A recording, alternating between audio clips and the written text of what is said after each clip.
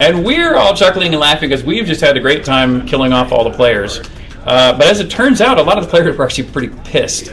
And the reason is that they were all, camped out here to be here with, Lord British and Blackthorn at the final moments of the servers being brought down. And since we killed them all, they became corpses and were teleported, miles and miles away from the city. So most of them were ghosts or newly reincorporated bodies, trying to find their way back to town at the time the servers went down. So for a lot of other people, we kind of spoiled their fun, but for us, we enjoyed it. And a guy named Reigns has now gone down in infamy. All right. Do you believe in the PC as a platform? I do. I'm actually still a huge PC player. I've always been PC favored as a favored platform, especially as compared to consoles. The few times I've owned consoles were times like when Parappa the Rappa came out on a PS3, I think it was, and suddenly I bought myself and everyone I knew for Christmas that year, a console. But as a general rule, I love a keyboard and other high touch, and a mouse and other high touch interfaces, and operating through a PC. Interestingly, as a player, there is now a machine that I use more to play games. In fact, while Dallas was over here talking, I was doing a little bit of playing right here on my iPhone or on my iPad, where I would say my total number of hours spent in gaming has gone up, and which I actually find really exciting. I don't know how you are as a gamer, but I kind of went through maybe an MMO burnout era might be the best way to describe it. MMOs took so long to build. When you put 5 years into making a game, they don't want to play. No, what I tell people is that when I was burned out and took my break, I actually ended up playing more games when I wasn't making games than when I was making games. And so, now that I'm back working on Star Citizen, I've actually been so busy this last year, I haven't had a chance to play some games I want to play, just because I know if I was going to play them, that's like 2 weeks or 3 weeks that are gone, because I can't really sort of just pick it up and play to the end for 5 minutes. So yeah, I mean, I certainly got to sort of get back into playing and enjoying games without the other issues of feeling like, okay, well, I really need to get this work done, I can't be goofing off playing this game.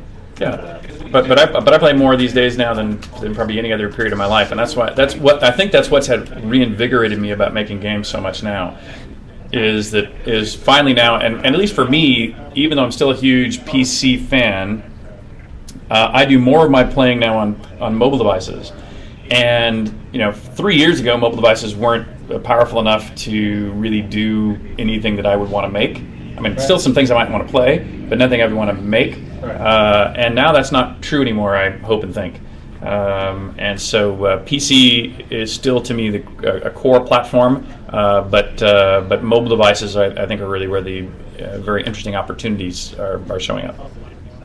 Yeah, well, I definitely think tablets, right? Tablets. I'm not so sure about it. If I want to do an RPG, I'm running around.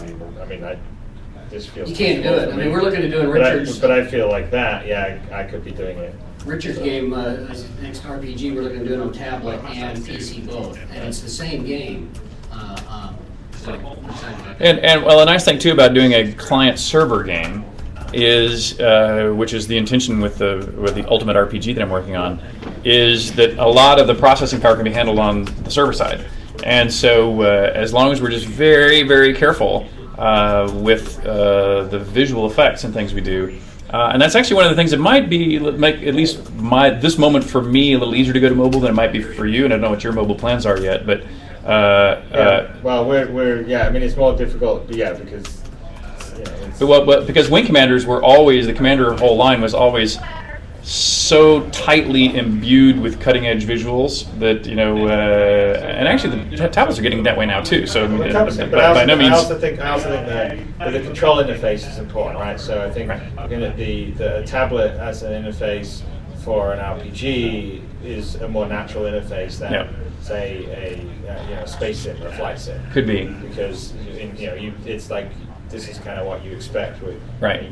Like if you're running around in RPG, you don't necessarily feel like you need to have a joystick. Exactly. So yeah, I mean, I think different things need and it's also a different style of stuff. So I actually think on a sort of like a high end, like whatever the iPad 3 or what's going to be the next iPad 4 or whatever, there'll be definitely some pretty, I mean, it's going to be a lot more powerful than even PCs were. But on my side too, just like Ultima Online used basically Ultima 6 graphics at the time of Ultima 9, and no one seemed to mind. I think with role-playing games, it's easier to do what I'll call a little bit retro on the graphics, especially if what you're doing is creating a game that is the deeper, Lord British style, story, virtue-oriented, role-playing content. At least that's my theory, and I'd love to hear from some of you guys too, either through Facebook, track me down, and to let me know if you agree or not, because that's going to affect my decisions going forward. Awesome. Well, I think we probably take it and play it. Excellent. Yeah. So so come on. When's it coming out, dude? When can we play? Right? Yeah, you can play. You'll be able to play the alpha and the multiplayer dogfighting in a year. So December, end of November, December next year will be that, and then after that there'll be the sort of alpha beta of the single player campaign, and then finally the persistent universe will be about 22 months after. So 20 from now, not after that. Yeah. Excellent. So a lot of work. Can't wait. So I'll have some sleep tonight, because we didn't have any sleep last night, and then but past month pretty much. Yeah. The only thing I will say, Richard, is that crowdfunding is a lot of fun. Yep. But it's 24/7 because everyone is around the world, so it's daytime for someone. Yeah. And everyone's incredibly passionate, and you really, the thing you have to really do is make sure that you are constantly engaging and communicating. So when you do it, it is like, it's probably like, you sort of feel like how, shipping a product.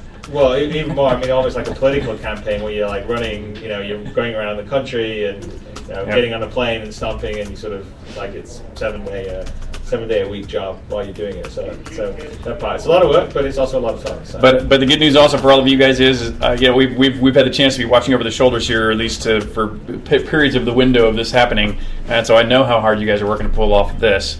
But folks out there, I know these guys work just as diligently and just as hard to provide you the very best experience possible.